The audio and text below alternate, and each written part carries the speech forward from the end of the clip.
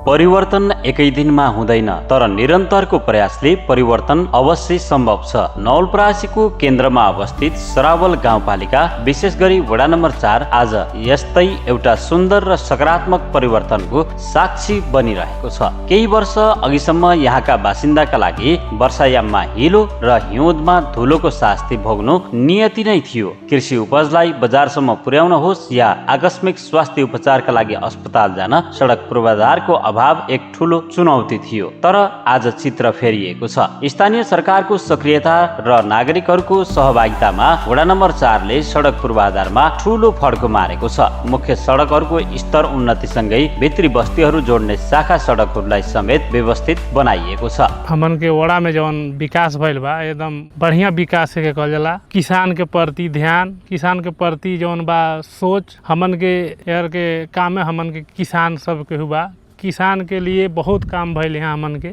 कृषि बाटो ये क्षेत्र में हमन के ये सिवान में हमन के आए खातिर सोचे के पड़त रहे, लेकिन यहाँ कृषि बाटो बहुत हो गई। 3-4 गो ये सिवान में बाटो हो गई। जहर से निकला वड़ा कार्यालय जाए वाला हो गई, उधर से निकला ललितपुर बरसा रे सब आ जाइए। यहाँ पोल तार के भी सुविधा हो गई। किसान के लिए बहुत महत्वपूर्ण देखल जाए। पानी नहीं पड़त तो वो खेती हमन के हो नियर आ गई। यहाँ सब पानी की सुविधा बा। अन्य विकास के तरफ जाए तब पर भी ओहर भी हदबन हवा लाइन पोल टेबुल के सुविधा वहाँ भी हो गई बा। वहाँ भी कृषि बाटो तमाम हो गई। और समय माई के थाने हमन के कब्बो नाई पुग पावत रहनी जा, वहाँ दर्शन करे मेड़े मेड़े जाए पड़े, वहाँ भी बाटो पुग गई। हमन के किसान प्रति विकास हुई तो हमन के सब किसान खुश बने हर के सिवान के देखल जा। नया रोड फिर से निकल है। यह कुल चाहिए विकास हमन के तो दूसर का चाहिए। बोरिंग भी सुविधा हो गई। ओकरे बाद नहर भी लगता बा। नहर नहीं रहे पानी नया पावत रहे, लेकिन बाटो और नहर दोनों हो गई। कूला आवत रहे हमन के ट्रैक्टर लेके आवत रहनी जा। आज रोड बा फर्स्ट क्लास, तार पोल सब सुविधा देखता बानी जा आप लोगन। सब एकदम सुविधा बा यहाँ हमन के। खेती कैले में कोनो झंझट नहीं बा। वडाका मुख्य प्रशासनिक केन्द्र जोड्ने सडक, कृषि सडक र विद्यालय तथा स्वास्थ्य चौकी जाने बाटोलाई प्राथमिकतामा राखेर ढलान तथा कालोपत्री गर्ने कार्य तीव्र गतिमा अगाडि बढाइयो। यसले गाउँ र बजारको दूरीलाई मात्र घटाएको छैन, स्थानीयको जीवन स्तरलाई समेत माथि उठाएको छ। गण्डक नहरको गोबरैया चोकदेखि रामग्राम नगरपालिकाको सीमासम्म जोड्ने सडकमा वर्षौंदेखि हिलाम्मे र धुलाम्मे यात्रा गरिरहेका स्थानीयलाई अहिले सडक कालोपत्री भएपछि यात्रा निकै सहज भएको छ, जसले स्थानीयको खुसी प्रष्ट देख्न सकिन्छ। 4 नंबर में कृषि बाटो के विकास बहुत भइल बा।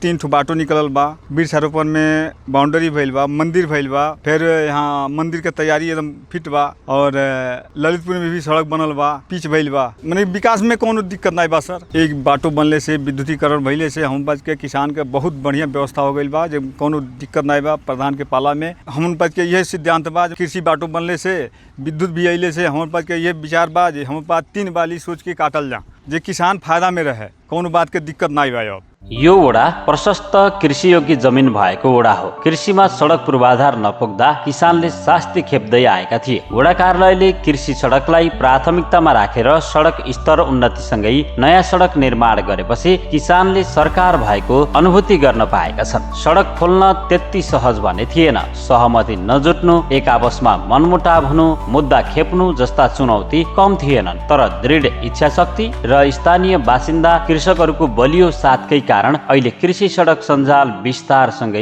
कृषकको पहुँचमा पुगेको छ। सडक मात्र होइन, सडक विस्तारसँगै विद्युतीकरण पनि गरिएको छ, जसले किसानलाई निकै सहज बनाएको छ। गाउँमा टोलमा जब पस्दाखेरि बाटो अलि पातलो थियो, त्यसलाई चाक्लो बनाउँदाखेरि अब कुनै कुनै घर पनि भत्काउन पर्यो। अब धेरैजनालाई त रिक्वेस्ट गरेर गरियो व्यवहारमा, अरूजनाले चाहिँ अलि भत्काउन नमाने जो त्यसलाई चाहिँ भत्काएर पनि काम गरे। कृषि बाटो निर्माण गर्दाखेरि चुनौती त धेरै आयो। बाटो खन्ने बेलामा चाहिँ केही व्यक्तिहरूले गएर अख्तियारमा मुद्दा पनि हाले। अख्तियारमा मुद्दा हाल्दाखेरि चाहिँ कुलो पुरेछन्, जनतालाई चाहिँ केही पैसाको प्रलोभन दिएर चाहिँ आफ्नो जग्गामा चाहिँ बाटो पुर्याउने गरी चाहिँ बाटो खन्नुभयो भनेर अख्तियारमा मुद्दा परिदियो। उहाँहरू पनि आउनुभयो, हेर्नु पर्यो, कुलो चाहिँ कायम थियो। र बाटो खन्दाखेरि के बिचमा अब जनप्रतिनिधिको जग्गा छ भने के छोडिदिने, त्यो पनि त खन्नुपर्छ। तर मान्छेले चाहिँ उहाँलाई यसो फसाइदिउँ के भनेर चाहिँ गर्न खोजे, तर सकेनन्। एउटा चुनौती आयो, तर चाहिँ त्यसमा केही फरक परेन हामीलाई। उहाँहरूले पनि बुझ्नुभयो, अख्तियारका साथीहरूले आएर कि उहाँ गलत गर्नुभएछ न, राम्रो काम गर्नुभएछ। आफ्नो कार्यकाल आउँदाखेरि सुरुवातमा मैले त्यही बैरिया स्थान भन्छ, त्यहाँ एकदम पुरानो प्राकृतिक चिज हो। चाहिँ जमानादेखि मान्छे पूजापाठ गर्छन्, दिनहुँ पूजापाठ गर्न जान्छन्। त्यहाँ बाटो थिएन, आली मात्रै थियो। 97 जना सिग्नेचर गरे, 3 जना मात्र विवादमा आए। तिनीहरू चाहिँ चित्त नबुझेर चाहिँ गाउँपालिकामा गए, गाउँपालिकाबाट चाहिँ अदालतसम्म पुगे, फैसलामा हामीलाई चाहिँ बरी गर्यो र त्यो बाटो कायम भयो। यस्तै चुनौती आउँदै गयो, तर चुनौतीलाई हामी पार गर्दै त्यहाँ आफ्नो विकासको काम रोकेन, विकास राम्रो भयो अनि अहिले पनि गर्दैछौँ। यस वडाको मात्र नभई सरावल गाउँपालिका भित्रको गौरवको योजनाको रूपमा रहेको मधेस सांस्कृतिक पार्क निर्माणाधीन अवस्थामा छ। यहाँसम्म पुग्नका लागि सडक थिएन, अहिले सडकसँगै विद्युतीकरण भइसकेको छ। स्वास्थ्य सेवामा निकै समस्या भोग्दै आएको यस वडामा स्वास्थ्य चौकीको आफ्नै भवन थिएन। वडा कार्यालयको भवनबाट सञ्चालनमा आएको स्वास्थ्य चौकी अहिले आफ्नै सुविधा सम्पन्न भवन निर्माण गरी सञ्चालनको अन्तिम तयारीमा छ।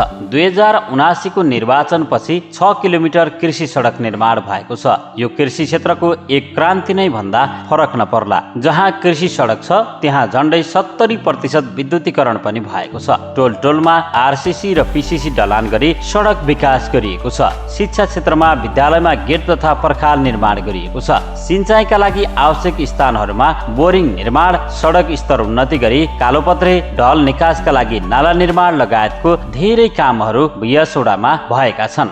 हामी विकासकै क्रममा छौँ। जुन बाटोमा बिएछौँ अहिले यो निर्माणको क्रममा छ र ठाउँमा लगभग 6 किलोमिटर जति मैले आफ्नो कार्यकालमा चाहिँ कृषि बाटो बनाएँ। ठाउँमा विद्युतीकरण लगभग 70% विद्युतीकरण मैले गरेँ। बाटो बनाउँदाखेरि चुनौती त हो, तर सामना गरेर चाहिँ त्यसलाई पार गर्दाखेरि एउटा उपलब्धि हुन्छ। टोल टोलमा आरसीसी ढलान, पीसीसी ढलान र यो सिँचाइको व्यवस्थामा चाहिँ कहीँ कुलो पनि निर्माण गरियो। शिक्षामा पनि राम्रै काम गरियो, जस्तै विद्यालयहरूमा पर्खालको निर्माण गरियो, गेट निर्माण गरियो र विद्यार्थीहरूलाई बस्ने राम्रो चाहिँ फ्यान स्यानको व्यवस्था गरेँ र सिँचाइको व्यवस्थामा बोरिङ पनि निर्माण गराइयो। जहाँ आवश्यक थियो 2-4 जना मिलेर चाहिँ यसको सिँचाइ गर्नुहोस् भनेर चाहिँ बोरिङ वितरण गरियो। पहिला चाहिँ मेरै टोलमा भन्नुहुन्छ भने त्यति बेला बाटो नै थिएन। त्यति बेला अब ढल निकास लिएर चाहिँ त्यसलाई आरसीसी ढलान गराइयो। यो एरियामा अब हाम्रो वडामा चाहिँ स्वास्थ्य थिएन। यो वडा कार्यालयको तल चाहिँ हामी काम चलाउँदै थियौँ, तर हाम्रो गाउँमा चाहिँ स्वास्थ्य निर्माण हामी गरेँ।